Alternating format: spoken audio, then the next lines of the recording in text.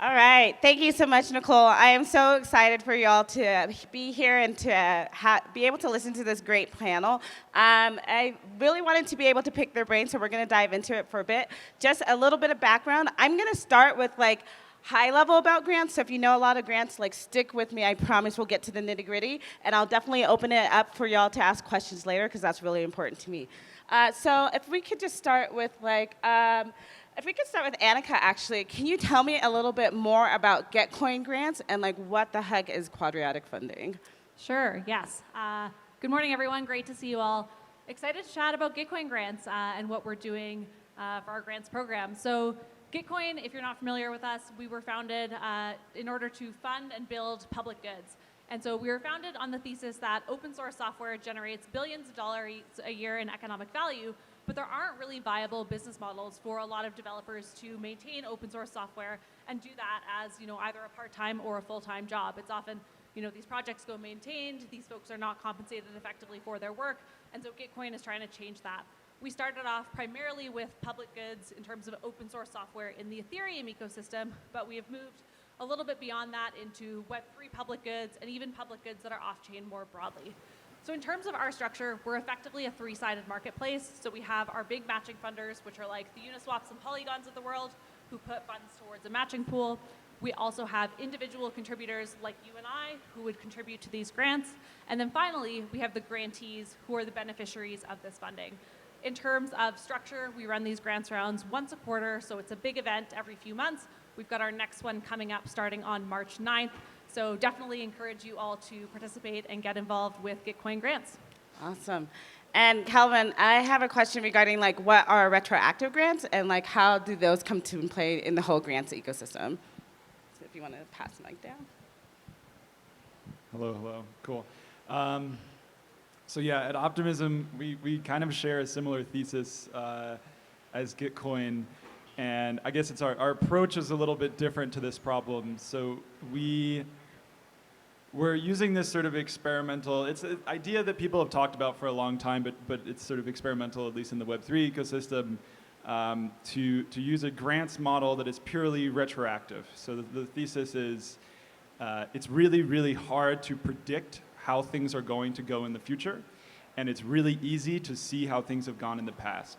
So if we can have a grants program that's based fully around, Optimism pulls in a ton of money, from transaction fees. If we can have a grants program that basically takes those transaction fees and looks at, what are the great things people have been doing already, and then just give them the money, it's way easier to sort of in our eyes, it's way easier to properly reward the sort of behavior that we want because we don't have to predict what people are going to do in the future.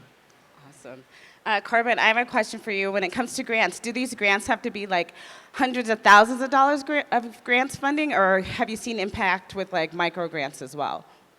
Yeah, absolutely. So hi, everybody. So I'm Corbin representing Aave Grants. We distribute a couple $1 million every single quarter to help grow the Aave ecosystem. We think of ourselves as a capital provider that's also nonprofit. So, we're not taking a stake in anything. Our purpose is to basically make the Aave ecosystem stronger and to provide more projects, more developers, more integrations kind of building on top. In terms of some of our lessons learned in the first year was that even if you have a grants program and you're giving out money, that doesn't mean you're going to have a lot of people, beating down your door, right? So we are experimenting with a lot of different mechanisms to encourage more and more people to come our way, one of them being micro grants. So things like micro grants are less than $5,000. If you're a kid in college, if you're right out of college and you want to build the latest, coolest video game that has a yield component to it, well, build that yield component on top of Aave, right? Or you're building a cool fintech application that has better yield that you can get from the TradFi world, build that on top of Aave. And we will, very few questions asked, green light these micro grants because we want to be as inclusive as possible for the people to get started. And we just had a lot of luck of attracting people rather than people get stressed out by a large grant application, multiple rounds. At the end of the day, if they're ambitious and they want to build on top of Aave, we want to make that as frictionless as possible. The metric we use there is just time that they apply to the time that they have money in their wallet, and we're trying to compress that as much as possible. All right, cool. Josh, I know that NEAR has a real initiative of being an inclusive protocol and bringing much more funding to people who have traditionally been left out of the space. I was wondering if you could think of like how would someone who does have a project or is just thinking about starting one, how should they approach grants in their business strategy, or should they always be seeing for like a larger type of funding person to fund their positions? Well, hi everyone. Josh, lead our funding program at the NEAR Foundation for our Layer 1 NEAR. So it's interesting question. I think from our perspective, it's really around sort of identifying projects and engaging them as early as possible. And so, there's been a lot of talk around sort of what does it look like to have smaller grants, to sort of have incremental progress, which is definitely exciting. But I think there also has to be an element of partnership and engagement, because what we've realized is a lot of projects that come, there's an element of education that's necessary in order to have them understand what value can they truly derive from engaging and building on NEAR and also building within the ecosystem. And so for us, it's really around spending time, having introductions, having the ability to really, give them guidance in terms of what sort of their roadmap should look like. And so from there, then we are able to sort of structure what the appropriate grant might be. And so we found that to be really helpful for projects that are coming in that might not necessarily, be a technically specific project or sort of something that generally a developer would build. And for us, it's really paid dividends. And so that's really kind of how we think about it. Awesome, great. Calvin, I'm going to go back to you real quick because I know like in this space, there's like a lot of people, there's a lot of money, there's a lot of people who are wanting to get that money. So how do you deal with fraud within the whole grants ecosystem? That's a good question. I mean, the retroactivity makes this a lot easier for us because it's much, like I said, it's way easier to look at a project and say, yeah, like they, over the last year, they did this amazing stuff and we can just reward them for that.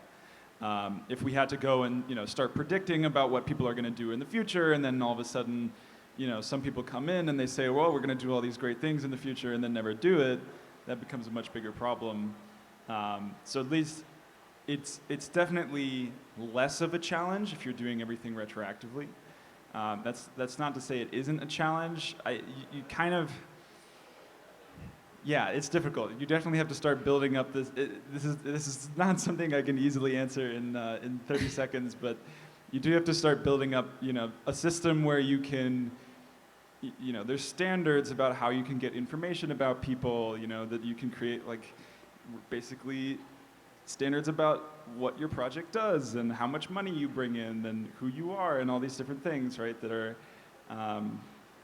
that just take a very long time to set up, and we haven't really started setting these sort of things up maybe, individual grants programs have, but it'd be nice to have grants programs work together on,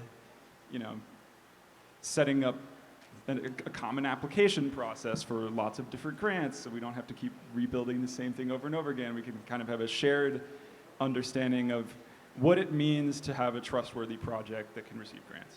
Yeah, thank you. Annika, I'm going to come back to you real quick and think of, there's all different types of people who are funding these grants. There seems to be large funders, there seems to be people who only have, a couple of DAI in their wallets and also want to contribute to the projects that they believe in. What are the roles of the funders in this ecosystem, and how do their rewards or what they get out of having this ecosystem change depending on like the size of the funder that they are? Yeah, that's a great question. So as I mentioned, at Gitcoin, we have sort of two types of funders. The first being the large matching funders that are writing checks into our matching pool. So this could be, different types of crypto protocols, even Web2 organizations that want to be funding public goods. And typically for these funders who are funding, larger amounts or a percentage of their treasury even, there are two objectives they're looking to accomplish. The first is just to give back to the ecosystem, broadly speaking. A lot of these projects have been around for a while, have had success, and are just very into the ethos of giving back and having kind of public goods pledge be part of what they're about. And the ecosystem tends to value that and really be excited about these projects as a result. So there's sort of a PR angle there as well. The second piece is around community and ecosystem building. So for a lot of these projects, as they tried to build out their own communities and ecosystems and get more folks involved with their projects, a great way to do that is to set up a grants program and to have developers come, learn about the project, what they're looking for, and have these folks get really invested by virtue of building for these protocols. So I would say on kind of the bigger matching funder side, those are the two main pieces. in terms of individual contributors like you and I, there are many different reasons. I'm sure many of you here have contributed to Gitcoin grants over the years, and maybe it's because you're a developer and you see a project with a grant for some open source software that you really want to see built, that you would like to build on top of. So you provide a small contribution to make that happen. Maybe, as I mentioned, we've experimented with grants in areas that are off-chain, like around climate change. So in grants round 12, we ran a large round for climate, grantees being both Web3 projects as well as off-chain projects. And so maybe you're just a community member who's passionate about climate and wants to see new innovative solutions in that space. So there are a number of different reasons that folks contribute to grants, but I would say for kind of those two big parties, those are kind of the main reasons that we tend to see. Nice. And Piggy, I'm going to come back to you right now and say, like, within these spaces, we all have these grants program. Is it possible to create an ecosystem where there is then a project that can just basically fund their whole life cycle within grants? And what would need to be true to make that be the world that we see, where we're like celebrating people raising, 50 million through different grants fundings versus having to allow people to go through the challenges of traditional funding models that are existing? That is a tough one. GM everyone, I'm PG ecosystem at Algorand Foundation. Let me start from this. There's no playbook when it comes for grants, especially in crypto. We're all kind of like figuring it out as we go. Going to your question, I guess, grants are mainly, as we see it at least, are mainly intended to like jumpstart a project, and then kind of like founders are supposed to like go with their own legs. It's like throughout the life cycle of a project. It really depends what we're funding. So like take like community, for example. We give out a lot of grants to community members, and those are like mainly like long-term grants. So we want to make sure that like our community partners are successful in the long run. Whereas when it comes to application, we generally give out grants for like specific milestones that we can track and measure. And once those milestones are delivered, then we can reevaluate a grant. And actually, before we come off stage, you mentioned like VCs and like how do we deal with that. So when it comes to an application or a business, the way we approach it is like we give out a grant, and then if founders have like that that business drive, then we kind of introduce them to our VC partners. Mm-hmm. It also depends when it comes to like infrastructure, for example. That's when we give out like large grants. That can fund like the whole life cycle. So it really depends. Also on the Algorand Foundation side, we also have a grant program for universities, which I think is very important. It's what we call Algorand Centers of Excellence. We put out 100 million algos for 10 years to establish multidisciplinary blockchain centers around the world. Just because we think that like we need education at scale, and where is a better place than universities where like engineers get trained at scale, and we want like courses to get started, like blockchain agnostic courses, so they don't need to be just Algorand. I mean, Ethereum is like a fundamental part of this journey, so like we encourage professors to teach like the fundamentals. So it really depends. Again, as I said, there's no defined playbook about grants, and that's why I was actually like very, very excited about this talk, because we can kind of like brainstorm, I guess. So yeah, I hope that answers to a certain extent. Yeah, thank you. I want to open up the floor and open it up to any of y'all who have questions. So if you do have questions, raise your hand. And I think, Nicole, if you're here, we could pass the mic around. Awesome. For any of those who have questions about grants. Questions? Yeah, Annika, could you talk about how the grants program at Gitcoin relates to public goods and how we're helping fund public goods through the grants program? Sorry, say the last part. How we fund public goods through the grants program? Yeah. Thank you. Yeah, so at Gitcoin Grants, as I mentioned, we're effectively a three-sided marketplace between the matching funders, the individual contributors, and the grantees themselves. And what we do at Gitcoin is we use a mechanism called Quadratic Funding. So this is a mechanism that was invented by Vitalik Buterin, Glenn Weil, and Zoe Hitzig, and effectively seeks to distribute grants funds in a very democratic way. The best way to understand Quadratic Funding and see it for yourself is go to WTFisQF.com. We have a calculator there where you can go and simulate what actually funding a grant would look like. And sort of the TLDR is if you went in and you plugged in $10 of funding, let's say in scenario A, you did 10 contributions of $1, Whereas in scenario B, you did one contribution of $10. The former is going to get the grant a lot more funding because the idea is that we want to favor the small individual and the individual's voice over the whale, and basically have projects funded that the community at large wants to see funded, as opposed to one or two large funders. So that's how it works, and that's how the community is effectively voting with their dollars to determine how these matching pool funds get distributed amongst the grantees. So we're really excited to be bringing Quadratic Funding to the market and testing and iterating on it with every grants round that we run. In grants round 12, which we ran in December, we did $6 million in funding, so $3 million from our matching funders and $3 million from the community.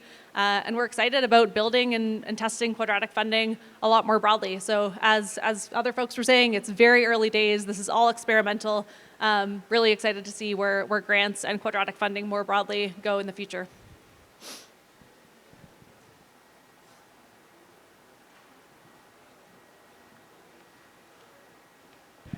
Hi guys.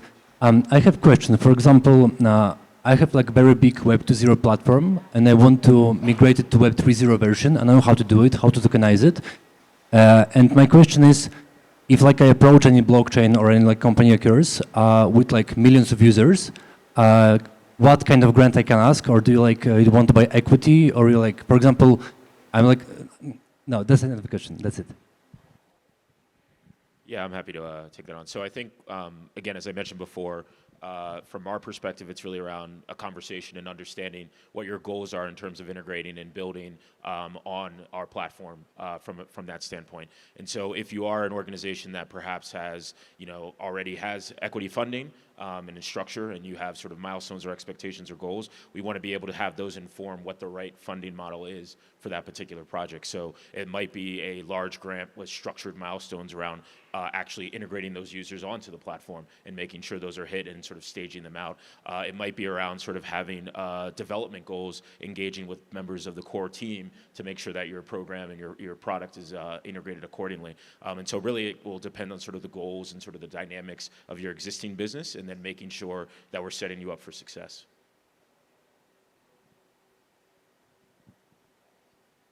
I actually have a question. I'm very interested in how y'all's projects are able to like maintain the principles of decentralization, like especially with just all of this grant money going around. How do we maintain decentralization as a principle that we follow, both as like structuring these grants programs, but also in deploying the grants? Yeah, so I think decentralization is something that all of our projects have to take very, very seriously and consider. I think, we work in the DAO space, and so primarily like DAOs are figuring out the structures that work for themselves, and the newest, kind of the latest, greatest is having like different types of working groups that focus and go deep on expertise in a particular area. And for us, that's capital allocation to grow the ecosystem, right? So that is our superpower, and that's what we kind of do. In terms of decentralization, we have like, I think it's either quarterly or semi-annually, we turn over a lot of the grants committee. And so we've had a lot of luck with having new people that are vocal on the forum, or past grant recipients that have benefited from the program already, inviting them to actually then join this working group and be on the grants committee. So we kind of have like a continual amount of new energy, new blood, new ideas that kind of continue to make us, super competitive in this space. I think you have to have kind of like an open door policy if you're building anything on top of, decentralized principles. Yeah. I'd like to add to that as well. Yeah, we find primarily open source software to begin with, so like we just don't find like people that are not willing to open source their product. And also we oftentimes we will like ask external reviewers, so we can have like a broader pool of reviewers, and that's how we avoid just being centralized in terms of like how we review grants. So yeah, definitely open source software is the main one here, because if you're not willing to open source your software, then what are we doing here, I guess? So Optimism is taking a slightly different approach to this, and we basically don't want our not really. I don't even want to think about it as grants. It's more like just the system makes money, and the system pays the people who keep the lights on. We don't really want to think of this as like a small group of people who are who run the entire grants program. I think from the get-go, looking at the last sort of retro PGF round, retroactive public goods funding, that's what we call it, retro PGF round, we had a whole bunch of at that point we called them badge holders.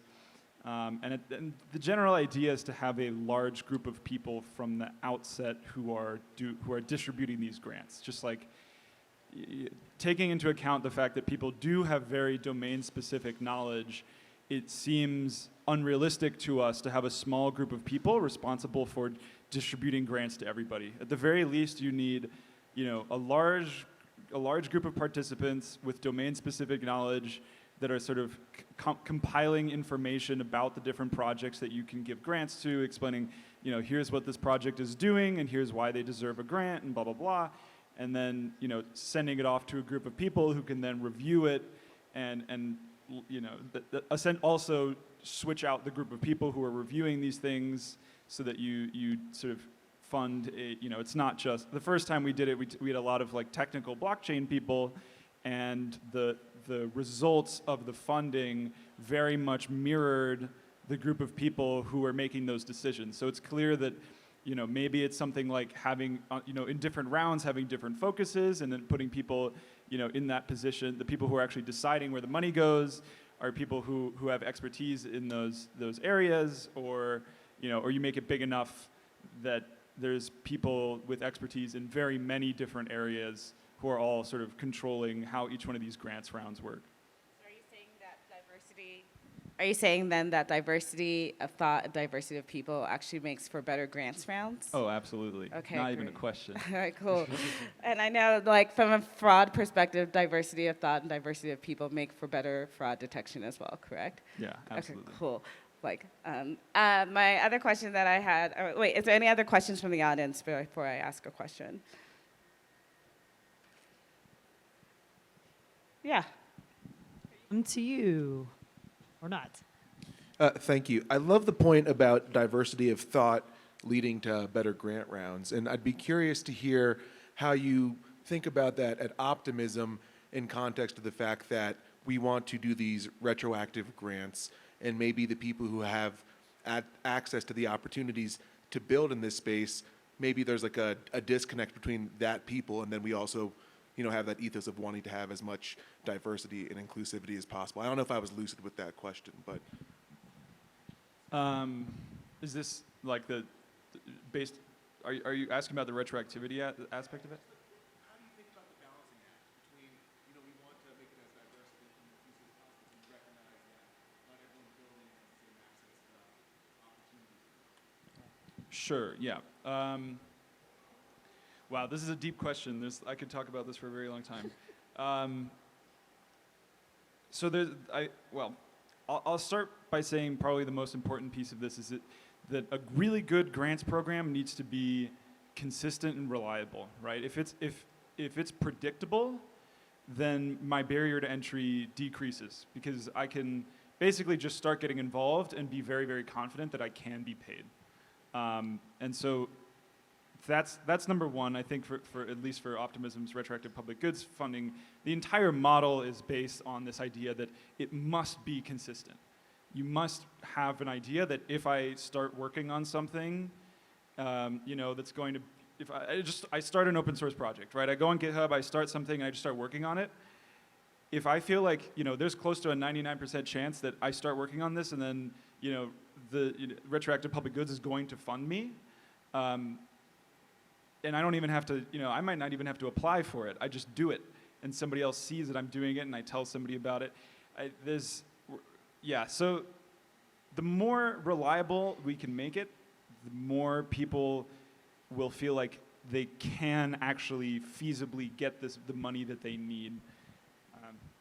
Yeah, I think another big element to it is transparency, right? So understanding who was funded, what they built, what impact did it provide for the ecosystem and as a way of education for folks that are coming in. Because I do think, again, as I mentioned before, these grants programs at their core have an element of education to them, because you're basically going out to folks in the ecosystem or who aren't necessarily in the ecosystem and wanting to engage them to give them access to build. And so I think for those types of programs, definitely having the ability to show this is what came out of it, here's what the expectations were, here's what was built, here's the diversity of things that we're building, I think that's really powerful as well. Just one final note on this. I would say the transparency aspect is really important. I went through a grant process once where the grant was denied and there was no explanation, you know?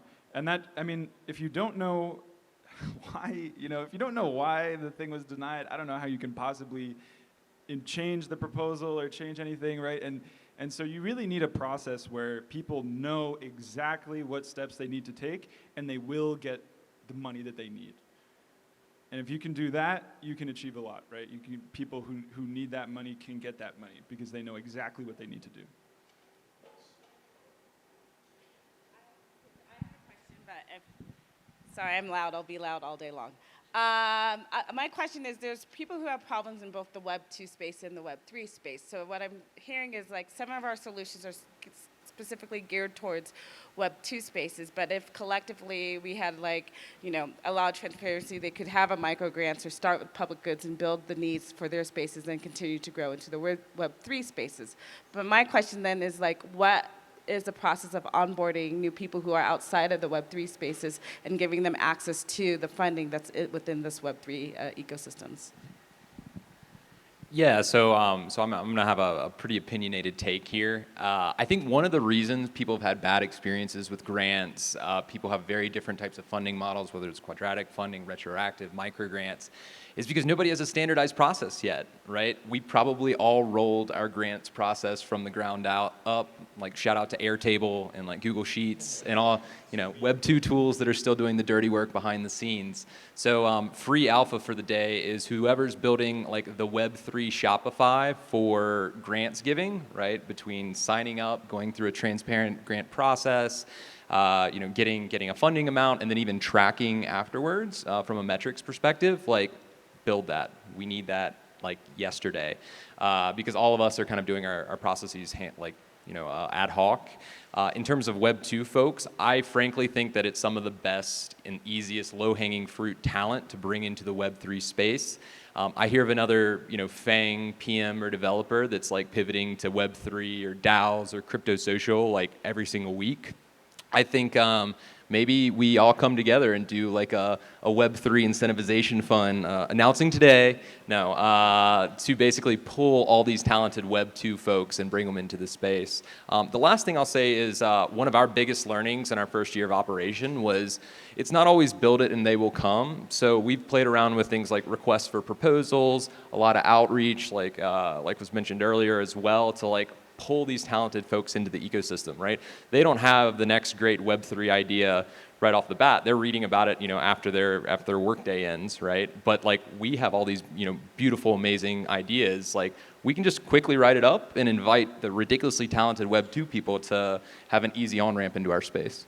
Yeah, and I can add to that. I think, you know, we think about grants in a Web 2 context, and you think, you know, traditional charities and traditional organizations and long application processes, as Corbin was talking about earlier. You know, it takes weeks, if not months, often to apply for a grant, and very often you may not get a response as to why you were declined. And so I think in Web 3 we have a huge opportunity to redefine, you know, what grants are, how they're structured, and simplicity for users. I think we're very, very early days. We all know that crypto UX, you know, leaves a lot to be desired, generally speaking.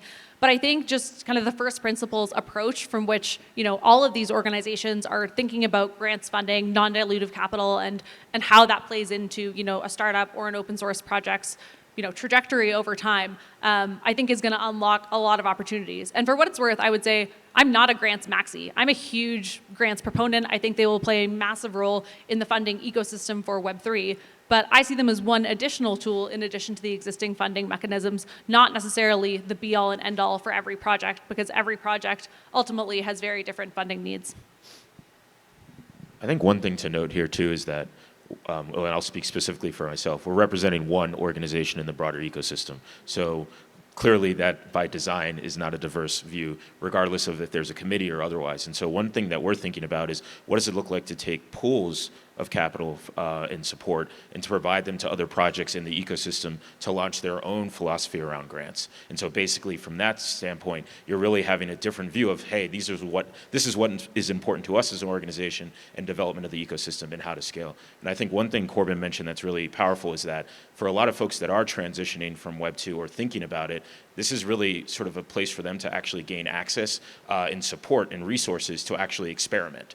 And I think ultimately a lot of folks don't realize that's available. And so that's where I think, as you noted, having some type of joint effort across Web3 to really kind of give some education and support around that, I think is pretty powerful. Because if you're sitting in a job that you're not enjoying and you can get $50K to actually support some work that you're doing and building, that for sure is going to give you excitement and motivation. And we hear it all the time in projects that we're talking about.